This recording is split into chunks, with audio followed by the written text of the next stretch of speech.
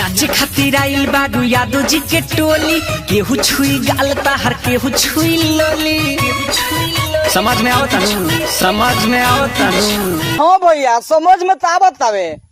अरे सरवा कौन चीज समझ में आवत रे? ए बजरंगी भैया फिर से अगली कहो कौन चीज कहला हो, हम निमन से सुननी है ना।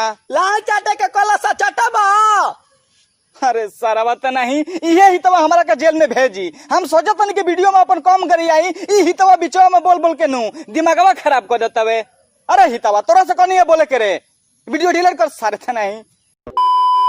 तो क्या हाल बा भाई लोग, आज भी हम भोजपुरी इंडस्ट्री के बारे में बात कर रहे बानी। और भाई लोग नू वीडियो में जरूर शाम तक बना रही हो कहे से आज के वीडियो नू कुछ ज्यादा स्पेशल ना हुई, लेकिन देखला के बाद बहुत मजा आई, कसम से कहता नहीं। तो भाई लोग चैनल पर जो नতুन बनू सब्सक्राइब करके बेल आइकन प्रेस कर दियो। कहे से तुम लोग का वीडियो तो देख लेते रहो लेकिन सब्सक्राइब नहीं करता लो, ठीक बा। और हमेशा की तरह ये वीडियो बनावे के बस एक ही मकसद बावे, आप सभी के एंटरटेन कइल, ना कि केहू के दिल के ठेस पहुंचाओ। तो भाई लोग वीडियो के सीरियसली मत लियो, बस देखिए और हंस के बोल जियो, ठीक बाबे। तो भाई लोग बिना कोरोना वाला सुन के नू स्टार्ट करन आज के बकचोदी। नाचे खातिर आइल बाडू यादव जी के टोली, केहू छुई गाल ताहर केहू छुई लोली। केहू छुई गाल ताहर केहू छुई लोली। ए बजरंगी भैया अब बिना छुले ना रह सकी का ना, हमरा का बतावा। हम जान चाहता नहीं जब वो नाचा आगुल मतलब जौन भौजी बिया तो हम लोग का टोली में नाचा आगुल बिया, तो एक मतलब के तो हम लोग ओकरा के अब समझ सकत रहो भाई लोग हम कौन चीज कहल चाहता नहीं। ओकरा के तो हम लोग जौन चीज मन तौन चीज कह दे बोलो। अरे भाई नाच लेबे दलो खाली ई ना के मतलब आगुल बिया अकेले तो ओकरा के तो हम लोग के पटक के मतलब रेलिए दे बोलो ना। अरे आइल बारू तया जी झेला झेला अरे झेला ओमे ना तो मुहवी में लेला, ओमे ना तो मुंह में ले लो। अरे सारा बात नहीं हम का सुनता नहीं रे। ए बजरंगी भैया फिर से अगली कहो तो कौन सी कहला हो, ओमे ना तो मुहवी में लेला। अच्छा तो हमार शौक सही निकलल हवे। ई भैया जी जौन बारन इनकर कहे का मतलब हवे ओमे ना तो मुंह में ले लो। अब भाई लोग तो हम लोग की गाना सुनबो लो, तो हम लोग को ऑडियो गाना सुनबो लो तो हम लोग के सनका लगी कि भैया कौन चीज मुंह में देवे के बात करत हवे, तो हम लोग को समझ सकत रहो। अब तो हम लोग कितना हम खोल के ना बता सकम काहे से के तो हम लोग के हमरा के बहुत पहले से जान लो, हमरा से ज्यादा तो हम लोग को जानते रहो कि भैया कौन चीज मुंह में मतलब देवे के बात करत हवे। जो ऑडियो गाना सुनी ओकरा बुझाई, लेकिन ऐसा का कोनो बात नहीं के भाई लोग। ई जौन बजरंगी भाईजान जौन बजरंगी भैया बड़न नु ई मतलब पैसा का बात करत रहन, माने टाका के बात करत रहन, ठीक नु कि मतलब ओकरा में ना लेबू मतलब बगल में ना लेबू तो गणिया सॉरी मतलब झोरा में लेला चाहे कुछ में लेला। अरे सारे कैमरामैन गाना सुनकर झटिया जर गेले, हटाओ सरवाई। ओमे ना तो मुहवी में लेला, ओमे ना तो मुहवी में लेला। हे भाई लोग तो हम लोग का पहले पहले गाना सुनले के बोलनु मतलब फर्स्ट टाइम जब गाना सुनले के बोलनु तो हम लोग के इहे लागल हुई कि मुंह में भैया कौन चीज देवे के बात करत हवे। लेकिन तो हम लोग के जब वीडियो देखले के बोलो तब तो हम लोग के पता चलल हुई कि भैया पैसा देवे के बात कहता भौजी के, ना कि कुछ और ही देवे के बात करता मुंह में, ठीक नु। लेकिन बजरंगी भैया से बस हम एक ही बात कहल चाहम, ए बजरंगी भैया जब भौजी तारा से पैसा नहीं खेले तो तू जबरदस्ती काहे देता रह। अगर तार पैसा देवे के इतना शौक बानू और इतना मन बानू तो आई काहे लाना पर 100 रुपया धक के आ गोड़ लागलो, बहुत पुण्य मिली तहरा के। एने ओने देखी के हमके फायदा उठैले बा, ए सखी तोरा मारा डालोगे नहीं जाए फुलौना मोर दबैले बा। तो ए भौजी लाले राम कहेला कि तू ओकर मर्दा के लगे जा ना करी मतलब अब का कहिया तो लोग समझ सकत रहलो। भौजी कहती है कि मतलब अपन सखी के मर्दा लगे ना जाई ओकर फुलौना धक दबा देले बाबे। अब फुलौना का मतलब तो हम लोग समझत रहलो भाई लो कि भौजी कहल कौन चीज चाहती है। ते भौजी तू अपन सखी के भातरा लगे काहे जाता रू, जब जानते बड़ू के सरवा उ छछुनर बाबे धक फुलौना दबा देतवे तो तहर जाई ना नु चाहिए, मतलब जाई के तहर ना नु चाहिए। और ये के बात तो हम लोग कहल चाहम भाई लोग तनी भौजी के मतलब जौन भौजी के सखी बिया ओकर मर्दा के देखलो सरवा खुद छछुनर असन लोकत आवे, छछुनर असन ना रे सरवा छछुनर के बच्चा असन लोकत आवे। आ हितवा केतरी टंगरिया उठा उठा के चढ़त आवे। आ भौजी कहतिया के फुलौना दबा देले बाबे ना। भाई लोग तहनी लोग के बतावलो ई हितवा के सॉरी भाई लोग ई हितवा के देखला के बाद बुझात आवे कि केहू के फुलौना ई दबाव सकी। हमरा तो देख के सनका लागत नु रे कि हमर अलुइया को ना दबाव सकी। रात तो भोर सखी जागल रहेला, रात तो भोर सखी लागल रहेला, जवानी के पानी मोर सुखत जबले बिहाने न होता तबले भातर मोर जबले बिहाने ना होखता तबले भतार मोर ठोकता। ए भाई लोग ई गाना तो हम लोग ऑडियो सुनबो लनु तो हम लोग के इहे लगी कि भौजी कौन चीज ठकुआवे का बात करत या, लेकिन तो हम लोग हम प्रूफ देखावत तनी। देखो लो स्क्रीन पर, मतलब भौजी के कहना हम ई बनू कि भौजी के जब ओंघाई लेखे लागत तो रात भर का मर्दा ओकरा के ठोक ठोक के हाथे से सुतावत आवे, लेकिन आदमी एकरा के ऑडियो गाना जब सुनी नु, सॉरी भाई लोग, जब ई गाना के ऑडियो में केहू सुनी नु तो सुनला के बाद ओकरा इहे लगी कि भौजी के मतलब के तरी भतरा ठोकत आवे ना कौन चीज करत आवे। तो हम लोग को समझ सकत रहो, एकरा से आगे कुछ ना बोलम। अब तो हम लोग के ई गाना सुनला के बाद तो हम लोग को समझ में आ गेल हुई। जो बोले बिहाने न हो खाता तो बोले भतारा मोरा ठोकता। आई हो दादा, हम ई का सुनतनी रे। ए भाई लोग, जबले भौजी कहत रहलिया कि जबले बिहाने ना होखता तबले भतार मोरा ठोकता, उ तो सुन के बुझाइल हवे कि भौजी के नींद ना लागत रहल तो ओकर भतरा ठोक ठोक के ओकरा के सुतावत रहल, लेकिन अब भइयो सारे के मतलब ठोकता। मतलब थोड़ा बहुत तो कॉमन सेंस रहे के चाहिए यार। मतलब सुनला के बाद नु अब का कही तो हम लोग के हमारा दिमाग में क्वेश्चन फीलिंग होता है, भइयो के ठोके लगल रे यार। मतलब अजीब बात बा यार। अच्छा ई तो सरवा गाना गइले बाबे। अरे हितावा हटाओ वीडियो। हमर बुढ़ावा मना करे छेड़खानी। का कहलू हो भौजी, फिर से अखली बोलबू। हमर बुढ़ावा मना करे छेड़खानी। हमरी जुल्मी जवानी मांगे पानी पानी, मोरी जुल्मी जवानी मांगे पानी पानी।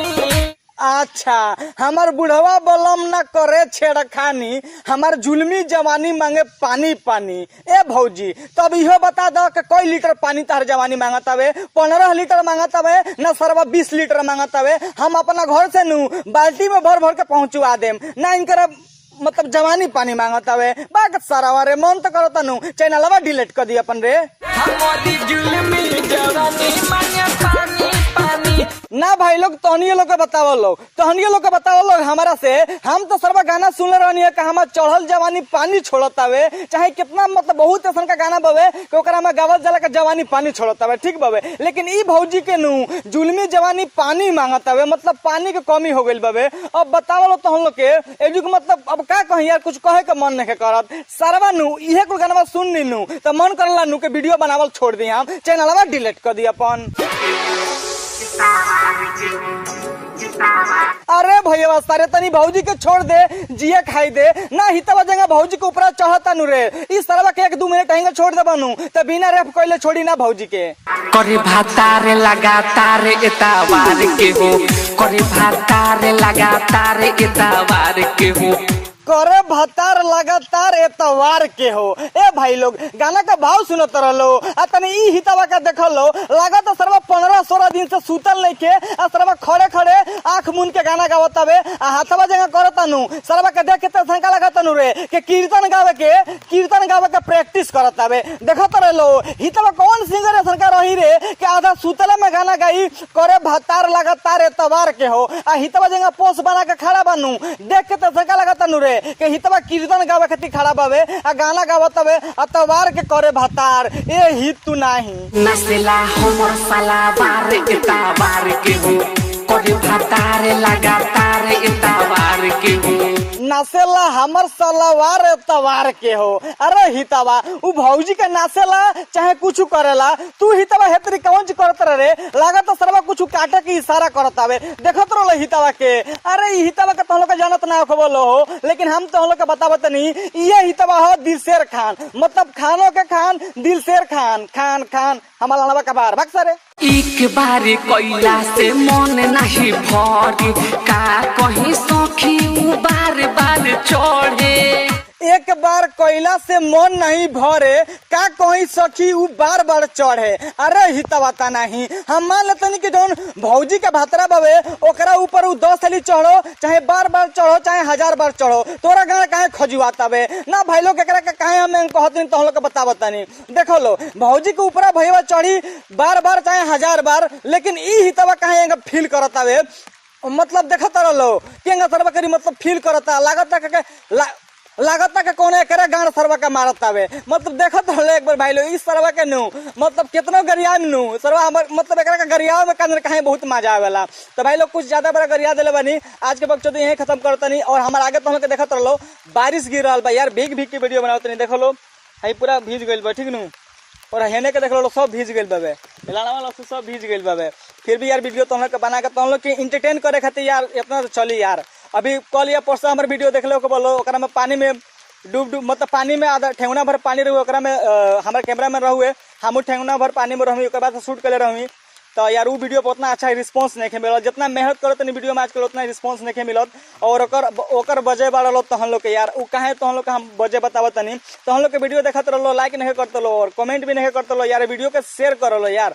मतलब हम केकरा खातिर मेहनत करते नहीं भाई लोग, तो हम लोग खातिर कि तो हम लोग का अभी लॉकडाउन में यार बोर होते हो बोलो तो हमारे वीडियो देख बोलो तो थोड़ा सा तो मतलब हमारे लोग तो हम लोग का अभी लॉकडाउन में बोर होते हो बोलो तो हमारे वीडियो देख के थोड़ा बहुत भी इंटरटेन हो जाए बोलो, तो वही की वीडियो बनावत नहीं। तो अब देखत रहो यार भीज भीज के बनावत नहीं। फिर भी कहते नहीं अगर वीडियो अच्छा लगल हो तो यार वीडियो का लाइक कर दिया लो और चैनल पर नतुर बड़ा तो साइड में देख लो सब्सक्राइब करके रेड कलर का सब्सक्राइब बटन बताने का सब्सक्राइब करके बेल आइकन में ऑल में सेलेक्ट कर लिया ताकि हम जब नतुर वीडियो अपलोड करम सबसे पहले तो हमको मिली।